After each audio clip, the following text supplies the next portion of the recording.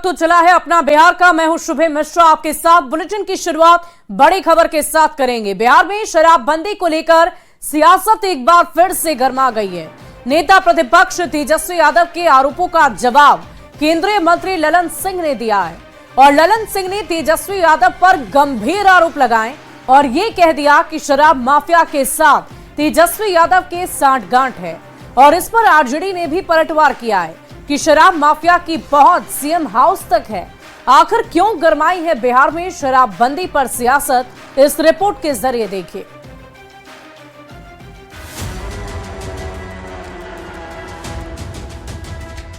झूठी शराबबंदी के नाम पर दलित, अति पिछड़ों और अत्याचार के दोषी सरकार। शराबबंदी में कोई दलितों को परेशान नहीं किया जा रहा है।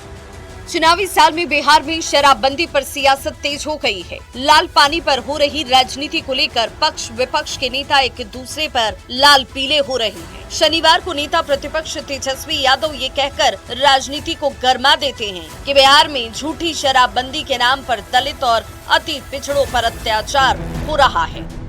तेजस्वी के इस आरोप पर केंद्रीय पंचायती राज मंत्री और जेडीयू के सीनियर लीडर ललन सिंह ने पलटवार किया और उल्टे शराब माफिया के साथ तेजस्वी के सांठगांठ के गंभीर आरोप लगा दिए। शराबबंदी में कोई दलितों को परेशान नहीं किया जा रहा है। शराबबंदी की वकालत वो इसलिए करते हैं कि शराब वाले लोगों से उनकी सांठगांठ है और वो उनको फाइनेंस करते हैं।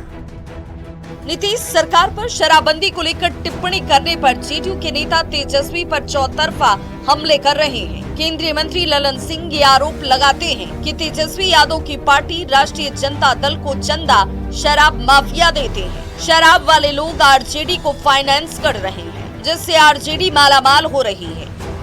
ललन सिंह ने ये जवाब तेजस्वी के उस आरोप पर लगाए जिसमें उन्होंने कहा था कि शराबबंदी की आड़ में अधिकारी अवैध कमाई कर रहे हैं। इसको पूरा भ्रष्टाचार का अड्डा बना दिया। 40,000 करोड़ से भी ज्यादा एक पैरेलल इकोनॉमी, एक ब्लैक मार्केट जो है बना दिया गया है।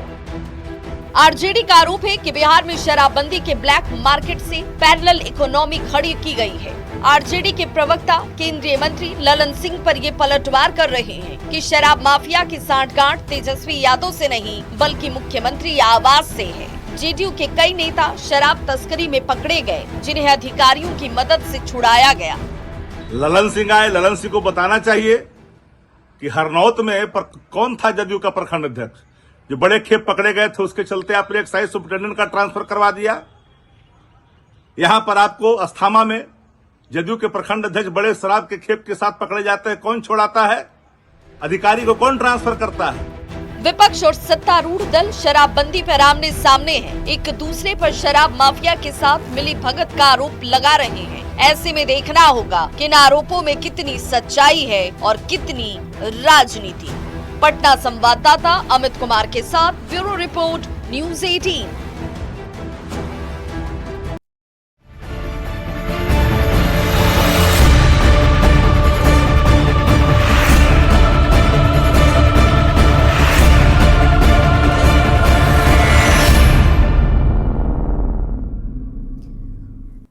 और इधर संविधान निर्माता और दलितों के मसीहा बाबा साहेब भीमराव अंबेडकर की जयंती पर राजनीतिक दलों की ओर से कई कार्यक्रम आयोजित किए जा रहे हैं। जेडीयू ने भीम संवाद का आयोजन किया तो बीजेपी ने पटना में जय भीम पदयात्रा निकाली।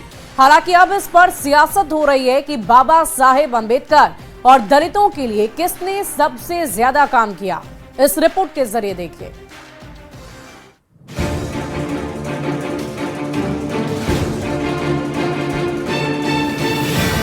संविधान निर्माता और दलितों के मसीहा बाबा साहेब भीमराव अंबेडकर की जयंती पर पूरा देश उन्हें याद कर रहा है। बिहार में इस साल विधानसभा का चुनाव है, लिहाजा दलितों को साधने के लिए हर राजनीतिक दल इस बार बढ़ चढ़कर बाबा साहेब की जयंती मना रहा है। पटना के बापू सभागार में जेडीयू ने भीम संवाद का आयोजन किया। संविधान निर्माण और समाज के उत्थान पर चर्चा के दौरान जेडीयू नेताओं ने ये दावा किया कि दलितों के लिए मुख्यमंत्री नीतीश कुमार के शासनकाल में सबसे ज्यादा काम हुआ। हम लोग सब दिन के लिए बाबा साहब भीमराव अंबेडकर को हम लोग उनका नमन करते रहेंगे और उनसे हम लोगों को जो भी उन्होंने किया है देश भर के लिए, तो हम लोग तो उनसे हमेशा ध्यान रखते रहे हैं और करते रहेंगे। नीतीश कुमार जी बिहार के मुख्यमंत्री बने तो उन्होंने बिहार में नारा दिया, न्याय के साथ विकास। न्याय के साथ विकास का मतलब ये था कि समाज के हर तबके के साथ न्याय। एक ओर जेडीयू का भीम संवाद कार्यक्रम तो दूसरी ओर बीजेपी की जय भीम पद यात्रा की चर्चा खूब हुई। बाबा साहेब भीमराव अंबेडकर की जयंती पर बीजेपी ने पटना गांधी मैदान से हाई कोर्ट तक जय भीम पद यात्रा निकाली, जिसमें श्रम एवं रोजगार मंत्री डॉक्टर मनसुख मांडविया, प्रदेश अध्यक्ष दिलीप जायसवाल, डिप्टी सीएम सम्राट चौधरी और विजय सिन्हा समेत पार्टी के कई बड़े नेता शामिल हुए। समाज के सर्व वर्ग को आगे बढ़ने का अधिकार भी दिया। हमें इस कॉन्स्टिट्यूशन से प्रेरणा लेनी है, हमें बाबा साहब के जीवन कवन से प्रेरणा लेनी है और विकसित भारत का रास्ता तय करना है। उनका जो योगदान संविधान से लेकर देश के लिए चिंता करने का रहा है, हम उनको आज श्रद्धा सुमन अर्पित करेंगे। बाबा साहेब की जयंती पर जमकर सियासत भी हुई। केंद्रीय गृह राज्य मंत्री नित्यानंद राय ने कांग्रेस पर निशाना साधा और आरोप लगाया कि कांग्रेस ने बाबा साहेब भीमराव अंबेडकर को हमेशा से अपमानित ही किया है, चुनाव में हराया और उन्हें प्रताड़ित किया। भारत रत्न की उपाधि नहीं दी, अंबेडकर जी को इतना प्रताड़ित किया गया, अपमानित किया गया कि उनको नेहरू मंत्रिमंडल से इस्तीफा देना पड़ा। हर राजनीतिक दल ये दावा कर रहा है कि बाबा साहेब भीमराव अंबेडकर और दलितों के उत्थान के लिए उन्होंने सबसे ज्यादा काम किया। ऐसे में ये तो चुनाव में ही तय होगा कि दलित समाज के लोग किसके दावे पर सबसे ज्यादा भरोसा करते हैं। पटना संवाददाता आनंद अमृतराज और संजय कुमार के साथ bureau report news 18।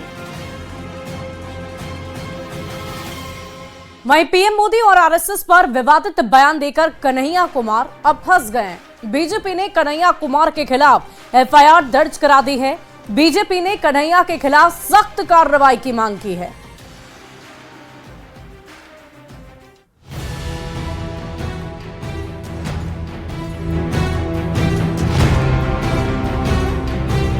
PM Modi और राष्ट्रीय स्वयंसेवक संघ पर विवादित बयान देकर कन्हैया कुमार फंस गए हैं। कन्हैया ने एक इंटरव्यू में आरएसएस को आतंकवादी बताया था। अब इस बयान पर पटना में बीजेपी की लीगल सेल ने कांग्रेस नेता कन्हैया कुमार के खिलाफ केस दर्ज कराया है। उनके खिलाफ सख्त कार्रवाई की मांग की है। बीजेपी ने कोतवाली थाने में दर्ज एफआईआर में ये आरोप लगाया कि कन्हैया कुमार ने एक इंटरव्यू में पीएम और आरएसएस के खिलाफ बेहद आपत्तिजनक टिप्पणी की थी। मुझे पूरी उम्मीद है कानून अपना काम करेगी और निश्चित तौर पर ऐसे व्यक्ति जो प्रधानमंत्री की पद की गरिमा का अपमान करता हो, जो प्रधानमंत्री को सीधे तौर पर गाली देता हो, निश्चित तौर पर उस पर कार्रवाई होनी चाहिए। बीजेपी का कहना है कि कन्हैया बार बार ऐसे शब्दों का प्रयोग करते हैं जिससे जनता की भावनाएं आहत होती हैं। वहीं कन्हैया पर एफआईआर दर्ज होने के बाद बिहार की सियासत गर्मा गई है। कन्हैया के खिलाफ थाने में रिपोर्ट दर्ज कराना एक राजनीतिक विद्वेष के अलावे और कुछ नहीं। तो पहले अपने गिरेबान में झांके, फिर इस तरह का रिपोर्ट दर्ज करने जाए। उन्होंने कुछ ऐसा आपत्तिजनक नहीं कहा है।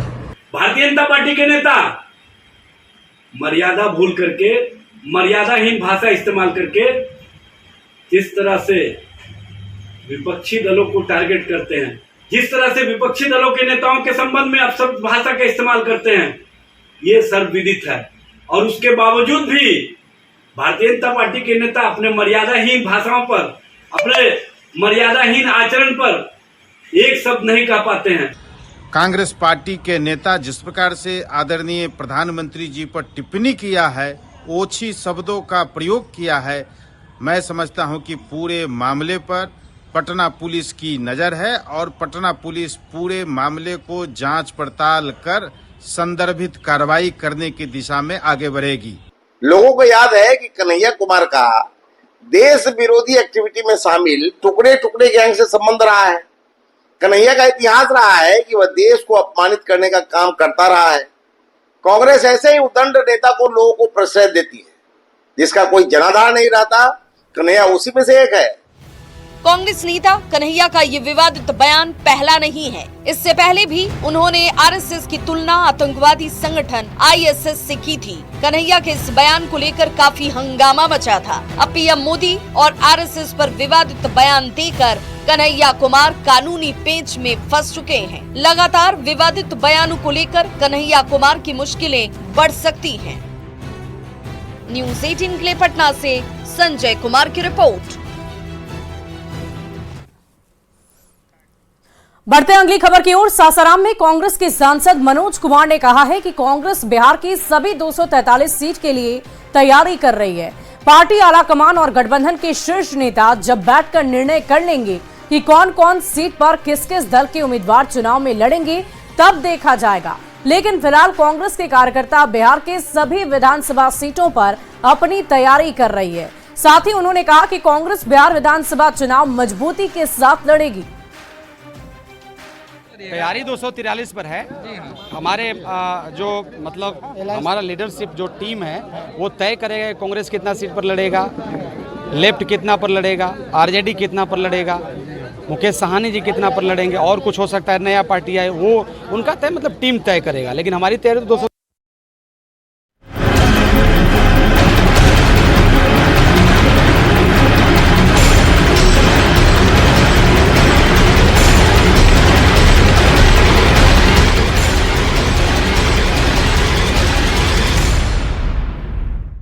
और अब बात बिहार के मौसम के मिजाज को लेकर करेंगे। बारिश, आंधी और तूफान बिहार में कहर बरपा रहा है। कई जिलों में आंधी और बारिश से तबाही है। ठनका गिरने से लोगों की जान तक जा रही है। इस रिपोर्ट को देखिए।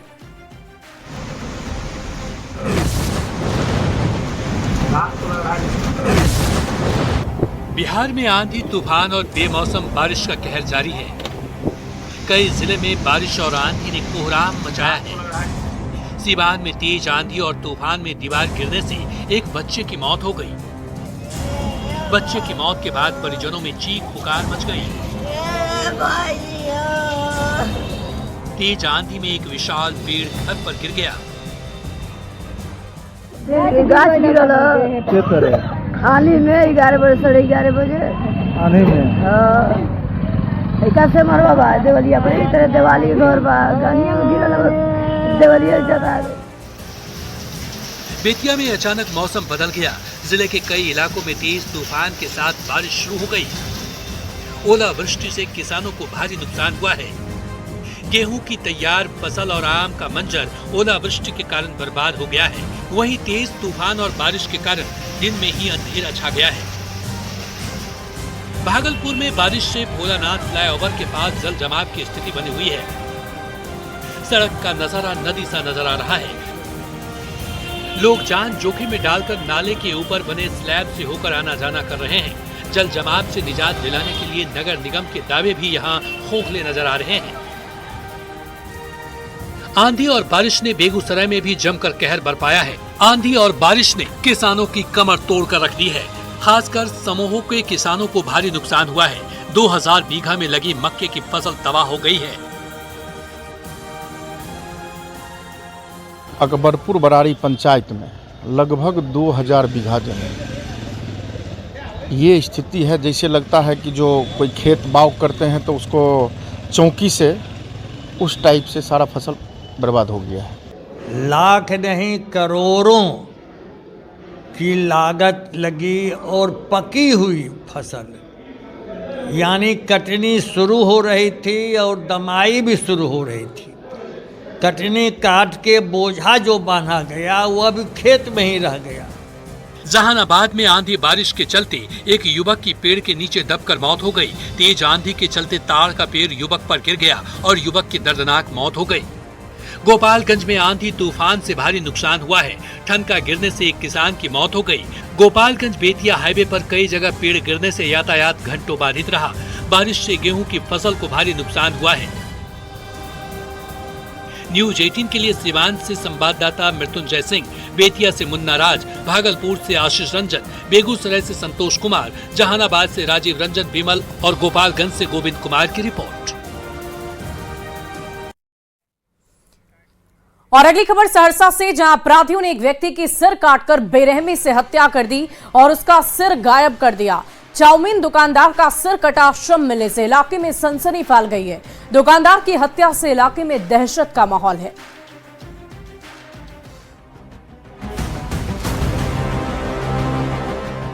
सहरसा में भूजा चाउमीन दुकानदार की हत्या की घटना ने इलाके में सनसनी मचा दी। बेखौफ अपराधी दुकानदार का सिर काट कर ले गए। अपराधियों ने पहले चाउमीन दुकानदार की बेरहमी से सिर काटकर हत्या की, फिर उसका सिर लेकर फरार हो गए।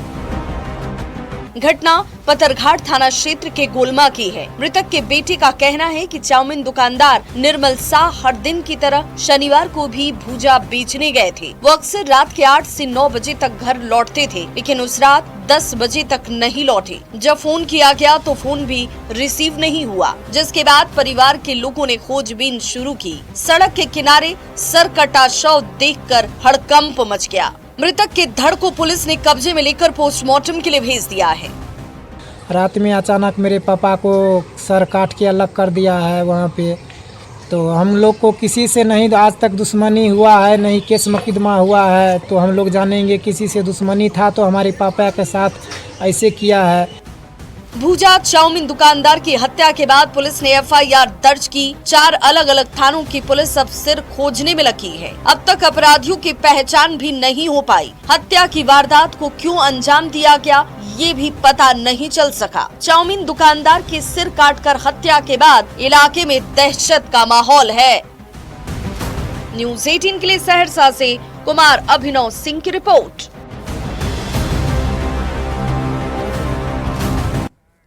और इस बीच बड़ी खबर का रुख करेंगे। सासाराम से बड़ी खबर आ रही है, जहां पुलिस पर हमला मामले में पुलिस ने कार्रवाई की और मुफस्सिल थाना के मुरादाबाद में ताहिर कुरैशी, ढुल्लू कुरैशी, असगर कुरैशी सहित 4 आरोपियों के घर पर कुर्की की कार्रवाई की गई है। 9 अप्रैल को मुफस्सिल थाना के मुरादाबाद में पुलिस टीम पर पथराव में एक दारोगा सहित 4 पुलिसकर्मी घायल हुए थे।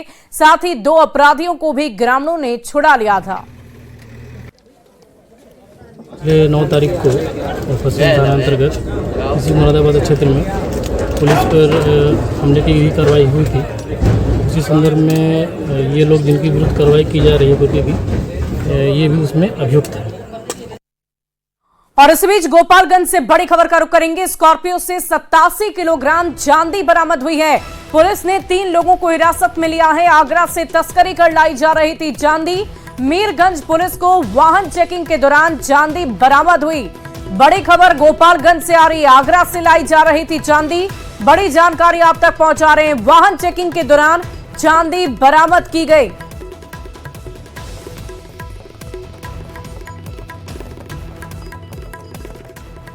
बढ़ते हैं अगली खबर की ओर। नवादा से बड़ी खबर आ रही है। हथियार के साथ 5 अपराधी गिरफ्तार हुए हैं। हथियारों का जखीरा जब्त हुआ है। डकैती की योजना बना रहे थे अपराधी। 5 राइफल, 1 पिस्टल, 6 मैगजीन और 55 कारतूस बरामद हुए। 9 मोबाइल, ATM कार्ड, 1 कार और कैश भी बरामद हुई। गिरफ्तार अपराधियों में एक 50,000 का इनामी भी बताया जा रहा है। बड़ी खबर नवादा से आपको बता रहे हैं। हथियारों का बड़ा जखीरा जब्त हुआ है। नामी अपराध बहुत अच्छी उपलब्धि हुई है, जिसमें 50,000 के नामी अपराधी भीम मेहतो की गिरफ्तारी नवादा पुलिस DIO की टीम शाहपुर थाने द्वारा किया गया है। ये जानकारी मिली थी कि करीब 7:30 बजे 11 तारीख को कुछ व्यक्ति जो हैं हथियारबंद तरीके से डकैती की योजना बना रहे हैं शाहपुर थाना अंतर्गत पार्वती नगर में। तो तभी पुलिस की एक टीम गठित की गई, उनके द्वारा रेड छापेमारी की गई। तो एक गाड़ी Hyundai Aura में करीब 5 व्यक्ति जो है उनकी गिरफ्तारी की गई। उनके पास से 5 राइफल, 1 पिस्टल, 6 मैगजीन, 55 जिंदा कारतूस, उसके अलावा मोबाइल फ़ोन, कुछ कैश जो है वो बरामद किया गया। और जब उनका सत्यापन किया गया तो पाया गया कि इसमें जो मुख्य जो इनके गैंग लीडर हैं भीम मेहतो, उनकी भी गिरफ्तारी इसमें की गई है, जो नवादा पुलिस के द्वारा काफ़ी समय से जिनकी जो है वो खोजबीन की जा रही थी। और इसी बीच सीवान से बड़ी खबर आ रही है। अंतर्राज्यीय मानव तस्कर गिरोह का पर्दाफाश हुआ। 5 मानव तस्कर गिरफ्तार हुए हैं। 5 तस्कर में 3 महिला शामिल। यूपी के मथुरा में बेची गई महिला भी बरामद हुई है। 1.5 लाख में महिला को बेचा गया था। 17 फरवरी को महिला के पति ने अपहरण का केस दर्ज कराया था। इस पूरे मामले की जानकारी मैरवा थाना के सिसवा खुर्द की बताई जा रही है। बड़ी खबर आपको बता रहे हैं सिवान से, जहां मैरवा थाना के सिसवा खुर्द का ये पूरा मामला है। अपहरण का केस दर्ज किया गया था। महिला के पति ने ये केस दर्ज कराया था, जिस महिला को 1.5 लाख रुपए में बेचा गया। खबर मुजफ्फरपुर से, जहां 2 लग्जरी गाड़ी से शराब की बड़ी खेप उत्पाद विभाग की टीम ने जब्त कर ली है। पुलिस ने मौके से एक शराब कारोबारी को गिरफ्तार कर लिया है। पुलिस ने 2 स्कॉर्पियो गाड़ी से भारी मात्रा में शराब की बरामदगी की है। उत्पाद विभाग की टीम ने जब गाड़ी रोकने की कोशिश की तो कारोबारी गाड़ी छोड़कर भागने लगे। इस दौरान पुलिस ने पीछा कर एक कारोबारी को धर दबोचा और बाकी मौके से फरार हो गए। आधार से हम लोग 2 लग्जरी वाहन स्कॉर्पियो को जब्त किए हैं। एक का नंबर BR06Q9002 और दूसरा JH01AL6402 को जब्त किया गया है और दोनों स्कॉर्पियो में भारी मात्रा में विदेशी शराब जब्त की गई है। लगभग 48 कार्टून विदेशी शराब बरामद किया गया है और एक व्यक्ति को गिरफ्तार भी किया गया है। वहीं दरभंगा के पर्यवेक्षण गृह में समस्तीपुर के रहने वाले बाल कैदी की मौत मामले की जांच तेज हो गई है। प्रशासन की टीम ने पर्यवेक्षण गृह पहुंचकर जांच की। बाल कैदी की मौत को लेकर जांच के भी आदेश दिए गए। दरअसल लहरिया सराय के पर्यवेक्षण गृह में बाल कैदी अमरजीत कुमार की मौत हो गई थी।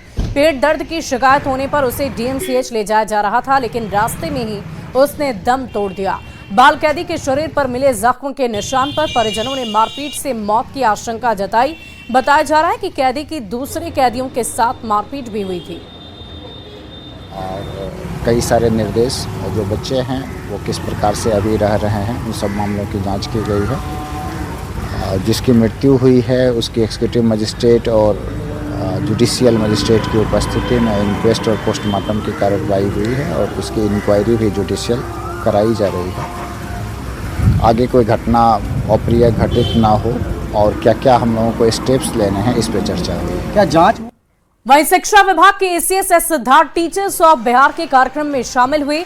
एस सिद्धार्थ ने शिक्षकों को बारीकी से उनकी भूमिका का एहसास कराया और ईमानदारी से शिक्षा देने की अपील की है। उन्होंने ऐसे शिक्षकों को आगाह भी किया जो अटेंडेंस बनाकर स्कूल से फरार हो जाते हैं और दुकान चलाते हैं या खेती करने लग जाते हैं। एस सिद्धार्थ ने कहा, शिक्षक अपनी ड्यूटी ईमानदारी से निभाएं तो बिहार को नंबर 1 राज्य बनने से कोई नहीं रोक सकता है। देखिए, जब तक हमारे टीचर्स, इस राज्य के टीचर्स ये मन में नहीं बैठाएंगे कि हमको इस व्यवस्था को सुधारना है, इस बच्चे की जिंदगी सुधारना है, इस बच्चे का कैरियर बनाना है, इस दुनिया की कोई ताकत नहीं है जो ये व्यवस्था में परिवर्तन ला सके। टीचर यह सोच के आ रहा है कि ये सरकारी नौकरी है इसलिए मैं करना चाहता हूं या करना चाहती हूं, तो बहुत ही गलतफहमी में है। टीचर्स की नौकरी बिल्कुल भिन्न है और ये सबसे भिन्न है, मतलब इसका कोई तुलना किसी अन्य नौकरी से नहीं है। मान लिया आप गए, सुबह गए, हाजिरी लगाया, बायोमेट्रिक, ये पता नहीं कौन ACS आया हाजिरी लगवाता है रोज, हेडेक है बिल्कुल। कुछ लोगों को बोलते उसमें सुना है मैंने, रोज देखिए 6:30 बजे हाजिरी लग जाता है और चेक भी करता है, बताइए वीडियो कॉल करके। तो और उसके बाद गए अपना बगल में दुकान में बैठ गए, क्योंकि बहुत सारे लोकल टीचर हैं, दुकान भी हो गई उनकी सामान्य रूप से। कुछ लोग का खेती भी हो गया, कुछ लोग खेत में अपना धान कटवाना जाते हैं, कुछ घूम के आते हैं, लेबर वेबर लगा के आएंगे, शाम को आएंगे फिर हाजिरी लगा देंगे। तो अगर आपकी ये चूक हुई, मैं ये नहीं कह रहा कि जनरल परसेप्शन है मेरा, मैं एक 1% की बात करता हूँ, ये 1% वाले हैं। मेरा अपना मानना है कि 99% टीचर्स बहुत डेडिकेटेड है। तो अगर आपकी चूक हुई तो आप समझ सकते हैं कि आपने कितना डैमेज किया। एक तो आपने उस छात्र का जीवन बर्बाद कर दिया, छात्र जब सच्ची में बर्बाद कर दिया। और बिहार में स्कूली शिक्षा के साथ साथ कुछ अलग हटकर डिजिटल और TLM के जरिए शिक्षा दे रहे चुनिंदा शिक्षकों को टीचर्स ऑफ बिहार ने सम्मानित किया और शिक्षकों की प्रतिभा को मंच दिया।